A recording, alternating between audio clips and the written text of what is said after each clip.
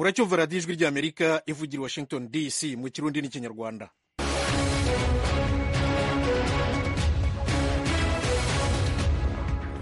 Mu Burundi muratwumvira ku mirongo migufi kuri metero 19 na metero 22, naho mu Rwanda turi kuri FM 104.3. Banywanyi inshuti zacu mwiriwe neza, ni Thomas Kamirindo basuhuza, ikaze muri aya makuru. Mu Rwanda umunyamakuru Niyonsenga Dieudonné uzwi cyane ku izina rya Cyuma Hassan yanze kuburana, avuga ko akorerwa iyicarubozo muri gereza. Ndabona nje abacunga gereza bari bafite mu ruhare ari nk'abagambanyi zihoye kuzangishira umwana bamwukishije inkoni, kandi n'ubushize Dieudonné yari yabwiye ubucamanza hararaga mu ntuza perezida w'urukiko arabiyama bamukuramo amaze iminsi 3 barongera amusubiza muri uwo mwobo. Uyu ni Rukebesha Pirimiyani, umubyeyi wa Cyuma Hassan wari wagiye rero kumva urubanza rw'umwana we mu rukiko rw'ubujurire i Kigali.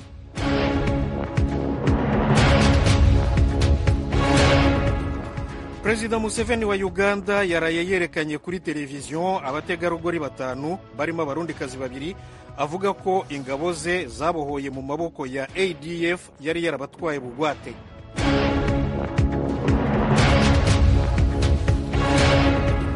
Leta Zunze Ubumwe za Amerika irashakisha inzira zo kuvugurura inzego z'ubutegetsi za Palestina.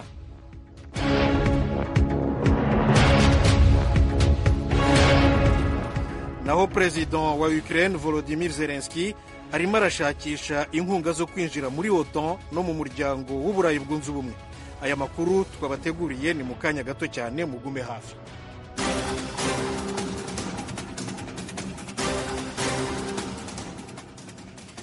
Amakuru yo hirya no hino. Ingabo zirwanira mu mazi za Leta Zunze Ubumwe za Amerika n'iz'Ubwongereza zarashe zihanura drone na misile 21 hejuru y'inyanja itukura.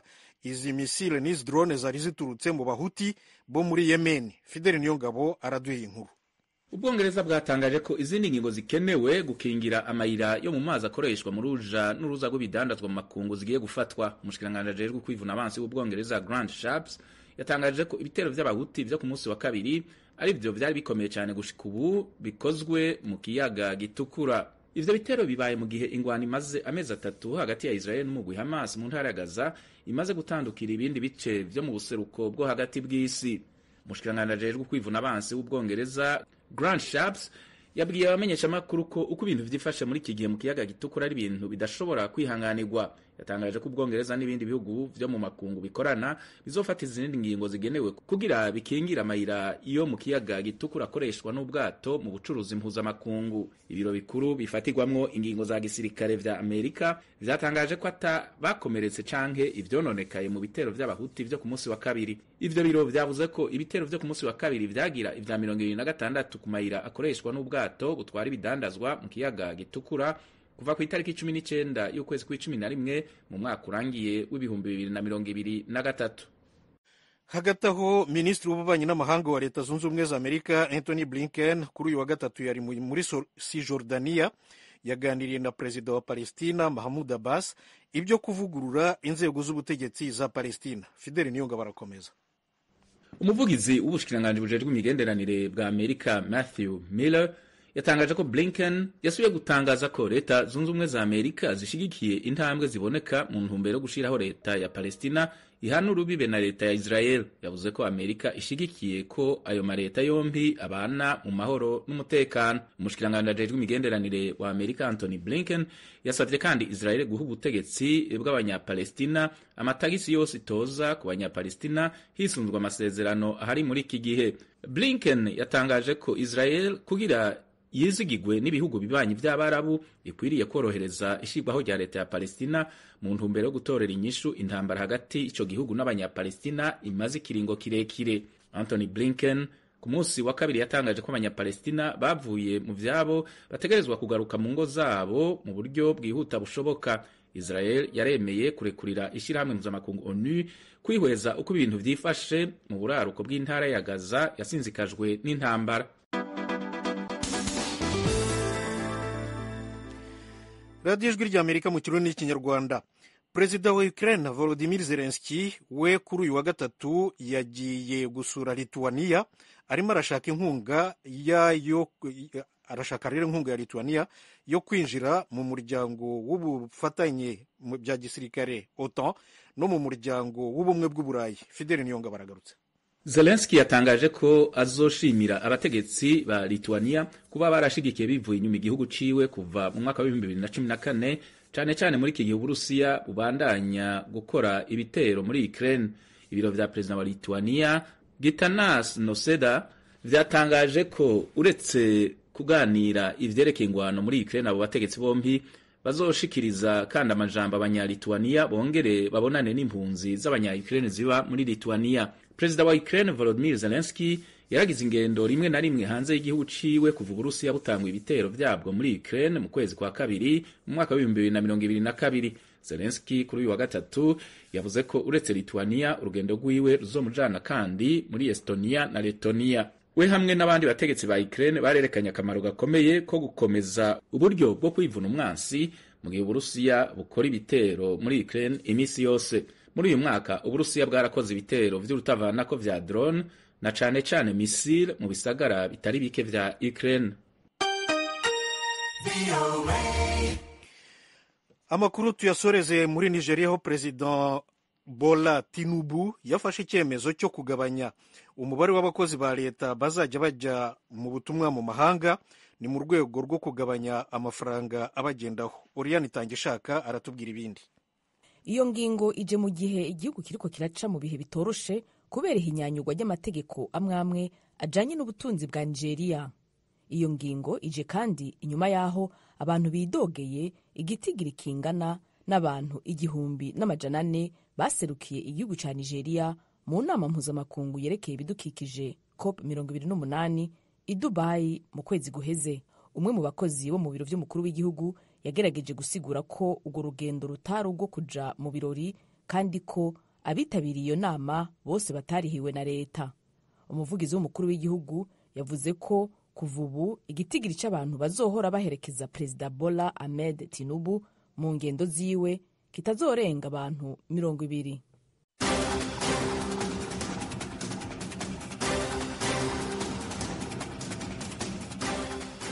Mukomeje kumva radiyo Ijwi ry'Amerika ivugira Washington DC mu Kirundi n'Ikinyarwanda. Aya makuru rero mushobora kuyakurikira no ku rubuga rwacu rwa internet wa3 radio yacu voa.com no kuri YouTube na Facebook VOA radio yacu.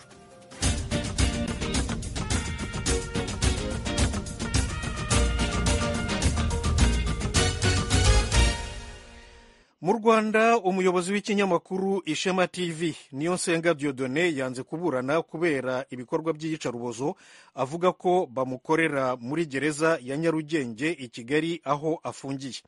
Yasubirishijemo urubanza rwe ku mpamvu z'akarengane nk'uko abivuga, aregwa ibyaha byo kwiyitirira umwuga w'itangazamakuru, we arabihakana. Eric Bagirubusa yari ku rukiko rw'ubujurire i Kigali.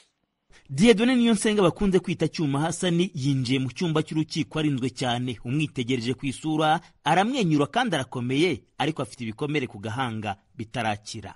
Ibyo bikomere nibyo byabaye cyafatwa nk'intandaro yo kwanga kuburana urubanza. Yabwiye urukiko rw'ubujurire ko afunzwe mu buryo bwa kinyamaswa. Cyuma yasobanuye ubuzima bwe muri gereza ya Nyarugenge yita mu kuzimu cyangwa mu mwobo n'ikiniga cyinshi kivangavanze n'amarira. Akimara kumva umwirondoro we yahise asaba kumenya n'umwirondoro w'umucamanza umuburanisha. Habaye guterana amagambo. Cyuma ati ko nabibwiye mwe muri bande. Umucamanza ati urashaka kumenya amazina yanjye ngo bikumarira iki? Cyuma ati numvaga banzana imbere y'umucamanza utari umunyapolitiki. N'amagambo yarakaje cyane umucamanza ahita amubaza ati uri tayari kuburana cyangwa nturi tayari? Cyuma yamusubije ko atiteguye kuburana. Yavuze ko amatwi ye yapfuye kubera kumukubita inshyi kandi ko yahumye kubera kumufungiraho yise mu mwobo hahora hajenga amazi.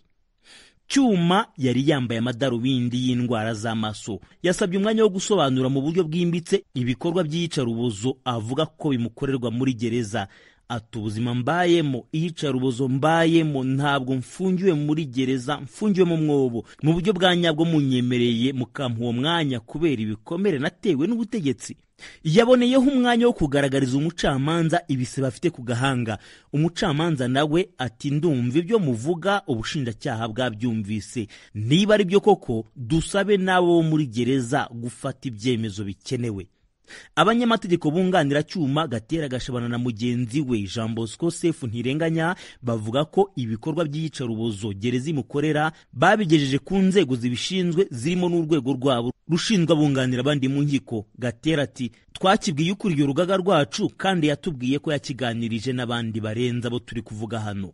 Bavuze ko kenshi bajya kumusura muri gereza ariko inyandiko bamushyiriye abamurinda bakazibambura. Gashabana ati batubwira ko baba bashaka kubanza kuzisoma. Umunyamategeko Sefu Ntirenganya nawe ati baradusaka se scandale, ni ukuvuga na kaga kuko biba ku bafungwa bamwe si kuri bose. Ntabwo ari chantage turabafasha bo butabera. Uyu munsi turamubona nibikomere mu gahanga, nyamara ubushize byari ibisebe batinya ko yaza mu rukiko bakabazwa aho yabivanye.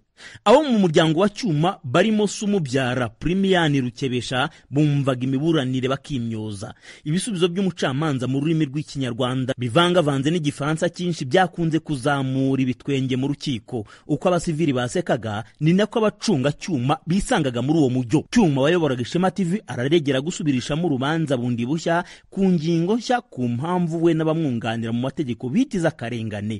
Aregwa ibyaha byo gukora no gukoresha impapuro mpimbano, kwiyitirira urwego rw'umwuga w'itangazamakuru. Mu gusubirisha mu rubanza, Ijwi ry'Amerika ryamenye ko mu ngingo bazatanga harimo imbwirwaruhame yavuzwe n'umwe mu badepite Christine Murebwayire amucira urubanza nyamara rukiri mu rukiko. Yabibwiye abanyeshuri biga kuri kimwe mu bigo Cyuma yizeho mu karere ka Gakenke. Rero hari umugabo wihaye kuvuga amagambo mabi cyane yica ubumwe bw'abanyarwanda. Muramuzi? Yize na hano. Muramuzi? Uwo bita Hassan Cyuma. Cyuma ni yize hano. Cyuma ni yize hano. Umva aragaheriyari. Kuko avuga amagambo mabi. Naho ku miburanire ya none, Bwana Premian Rukebesha ubyara uyu munyamakuru akabwira Ijwi ry'Amerika uko yayakiriye. Ndabona nje abacunga gereza bari bafitemo uruhare ari nk'abagambanyi. Ese bagiye kuzangishira umwana bamwukishije inkoni, kandi n'ubushize Gitondo yarebwe ubucamanza hararaga mu ntuza. Perezida w'urukiko arabiyama bamukuramo amaze iminsi 3 barongera musubiza muri rwo mwobo agiye kuzicwa n'inkoni yewe. Ubwo nyumvaga ruri mu camanza ari wagomye kubwira ubuyobozi bwa gereza bagatanga ayo madosiye, umwana akazaza akaburana. Reba nk'unguna buyo muri Gakenke ni kure cyane, buzongera mu ngarure kandi n'ubundi wenda bibuko. Impungenge buri gihe musuye nkabana amerewe nayo kuriya nta impungenge, abandi basebe bagataha bishimye nje ngatandi kurira. Mu mbago z'urukiko bigaragara ko umunyamakuru Dieudonné Niyonsenga alias Cyuma Hassan arinzwe bikomeye n'abagaragara ndetse n'abatagaragara. Ubwo umunyamakuru mugenzi we yageragezaga kumusuhuza, umwe mu bacunga gereza bari bafite imbunda yamwihanangirije amubwira ko bitemewe kandi ko Cyuma mu magambo ye ari très dangereux, ni ukuvuga ko ateye ikibazo gikomeye ku gihugu. Ati mbese Cyuma uramuzi? Ndatoya mwumva gutyo. Umucunga gereza ati basi ntunasoma mu binyamakuru. Urubanza ruzaburanishwa ku itariki ya 6 z'ukwezi gutaha. Bagira ubusa Ijwi ry'Amerika i Kigali. Ijwi ry'Amerika uruwa mbere uri gitego. Ijwi ry'Amerika tujye muri Uganda. President Yoweri Museveni yarayagejeje ijambo ku gihugu, yahamagariye abarwanyi ba ADF kwitanga cyangwa bakarimbuka nk'uko yabivuze mu magambo ye. Umunyamakuru Ignatius Bahizi ukorera muri Uganda yaduteguriye inkuru. Perezida Museveni yaburiye aba barwanyi ba ADF ubwo yasobanuraga ibimaze kugerwaho n'ingabo za Uganda zikorana n'iz'igihugu cya Congo mu gikorwa kimaze imyaka irenga 2 cyo guhiga abo barwanyi. Perezida Museveni yashinje abahoze ari abayobozi ba Congo nka Mobutu na Joseph Kabila kuba barahaye ADF urubuga mu mashamba ya Congo kandi bakangira Uganda uruhusha rwo gukurikirana abo barwanyi muri icyo gihugu. Yerekanye amashusho y'indege za drone zuzuye ibisasu asobanura ko uwo ari wo muti barimo guha ADF muri Congo kandi ko igihugu gifite imbaraga nyinshi zo kubarangiza burundu. ADF staying in Congo, it was because His Excellency Kabila did not allow us to. Ati icyatumye ADF imara igihe kirekire muri Congo nuko Perezida Kabila yari yaratwangiye kujayo guhiga abo barwanyi. maze nabo bagezeyo baridegembya bibwira ko bageze mu ijuru.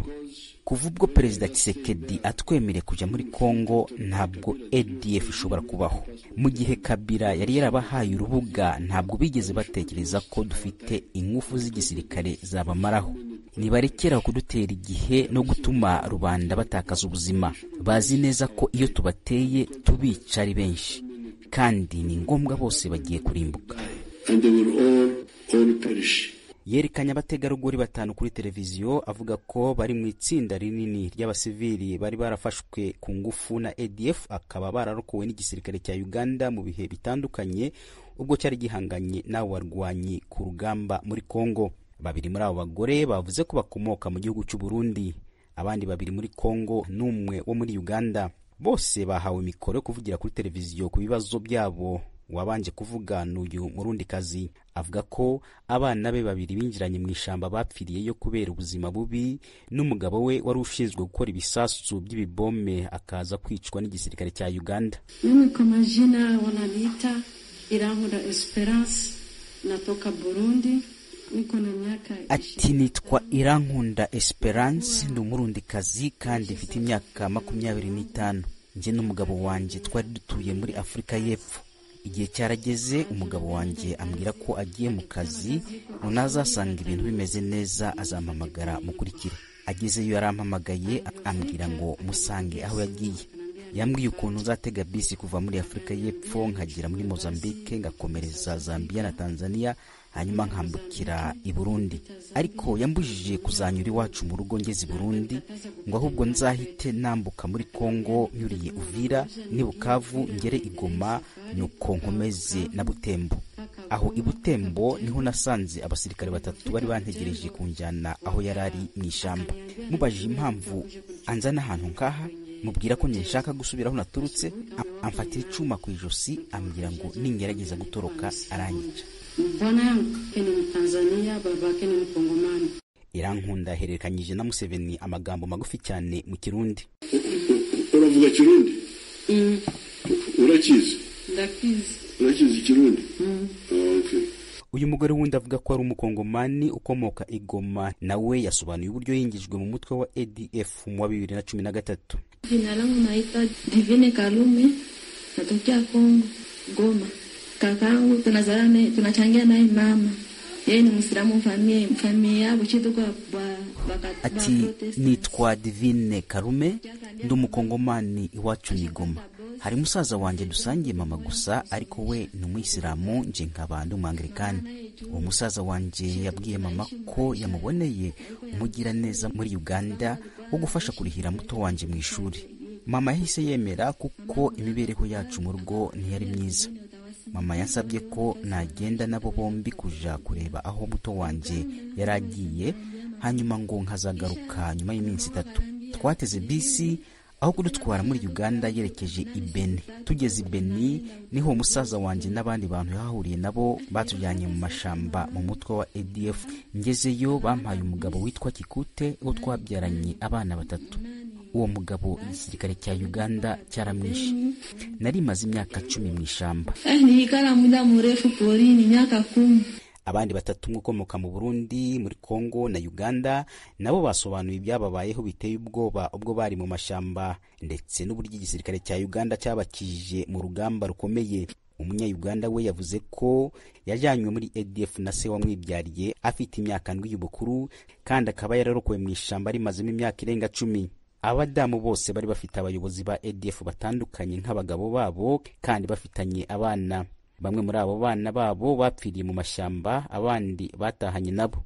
Itsinda rya ADF rivuga ko rishingiye mu idini ya Kisilamu, ni itsinda ry'abarwanyi bakomoka muri Uganda ryatangiye hagati ya za 90 biyemeza kurwanya leta ya Uganda no gushiraho amategeko ya Kisilamu azwi nka Sharia muri iki gihugu. Nyuma yo gutsindwa ku butaka bwa Uganda, birukiye mu mashamba y'igihugu cy'abaturanyi, aho bashinjwa kwica amagana, gushimuta, gufata abagore ku ngufu, gusahura imitungo no kwangiriza ibintu byinshi.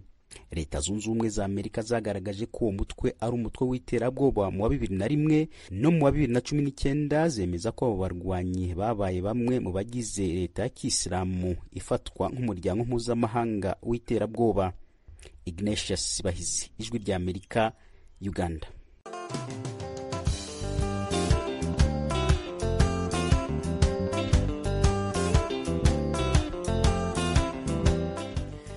radiyo Ijwi ry'Amerika mu Kirundi n'Ikinyarwanda. Tujye mu Burundi. Abakoresha umuhanda bita Amsar unyura mu makomine ya Muha, Kanyosha na Mutambu mu ntara ya Bujumbura werekeza ku rugomero rw'uruzi Mugere barinubira ko wononekaye cyane. Iyi nkuru tuyibaze Thierry Ndayishimiye ukorera i Kigali mu Rwanda.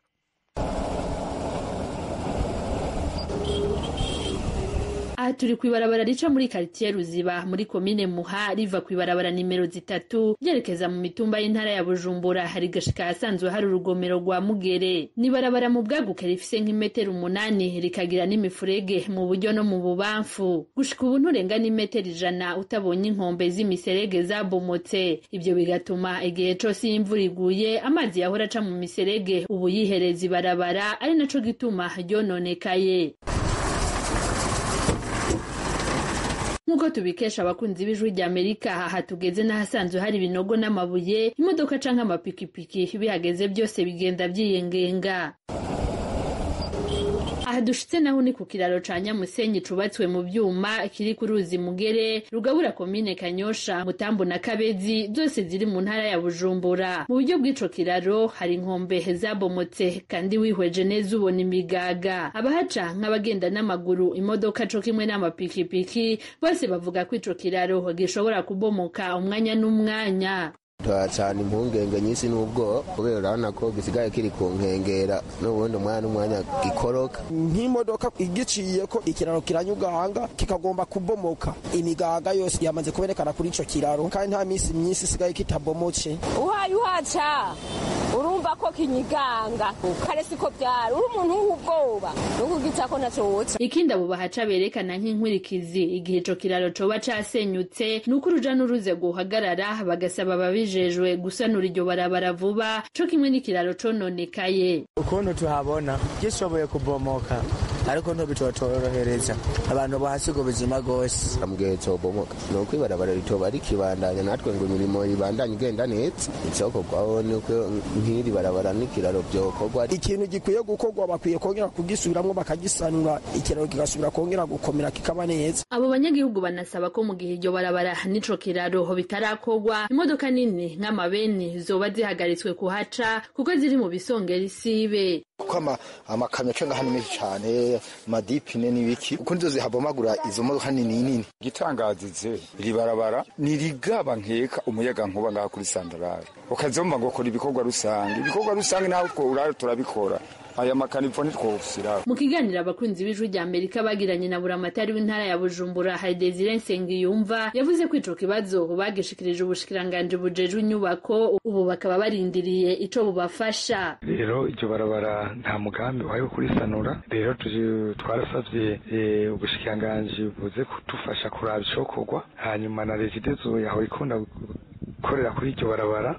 Hariho n'ibiraro biri imbere vyakozwe na regidezo, rero turindiye ko ari cokorwa. Ubundi mu komine nta kinini twofasha, mu komine cyangwa mu ntara nta kinini twobikorerako, nimba ari ifashanyije upfa handi mugabo ico kiraro gikeneye guhingurwa vuba kugira ngo nicononekare. Ibarabara benshi bita rya Amsar ryubatswe n'ishirahamwe Amsar hagati y'imyaka y'igihumbi kimwe n'amajana 1976 n'igihumbi kimwe n'amajana 1987 igihe hubaka urugomero rwa Mugere. Amakuru duhabwa n'abanyagihugu baho avuga ko iryo barabara ryaheruka gusanurwa n'ishirahamwe Sojeya Satom hagati y'umwaka wa 2008 n'ibihumbi 2009. Banavuga ko iryo barabara rihuza imigenderanire n'abanyagihugu bo mu ntara ya Bujumbura no mu gice cyo mu gisagara ca Bujumbura, hakiyongera ko n'abakozi bava mu ishirahamwe Regidezo baricamwo baje gukurikirana ibikorwa byo ku rugomero rwa Mugere. Thierry Ndayishimiye, Ijwi ry'Amerika, Kigali. Ijwi ry'Amerika, siporo n'imikino. Imikino y'igikombe cya 34 cya Afurika mu mupira w'amaguru CAN 2023 ishigaje iminsi 3 gusa kugira ngo itangire muri Cote d'Ivoire. Tugaruke ku makipe yo mu matsinda ya gatatu n'irya gatatu n'irya kane na Annette Mugabo, umunyamakuru w'imikino mu Rwanda.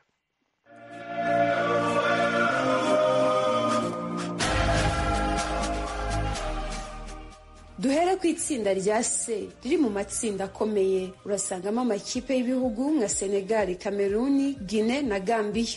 Duhere kuri Senegali ari nayo yegukanye igikombe mu mikino ya CAN iheruka. Ni ku nshuro ya mbere iyi kipe izwi ku izina ry'intare za Teranga yari yegukanye iki gikombe, nubwo iri mu bihugu bya Afurika byangize abakinnyi benshi bakina neza ku migabane itandukanye. Senegali iyobowe n'umutoza Aliou Cissé, intego ni ugusigasira igikombe yatwaye, dore ko we nk'umukinnyi bitamukundiye, nubwo nawe atinya kuvuga ko yari umwe mu bakinnyi beza Afurika yagize. Senegal imaze kwitabira igikombe cya Afurika inshuro 16 ndetse yatsindiwe ku mukino wa nyuma muri 2002 no muri 2019.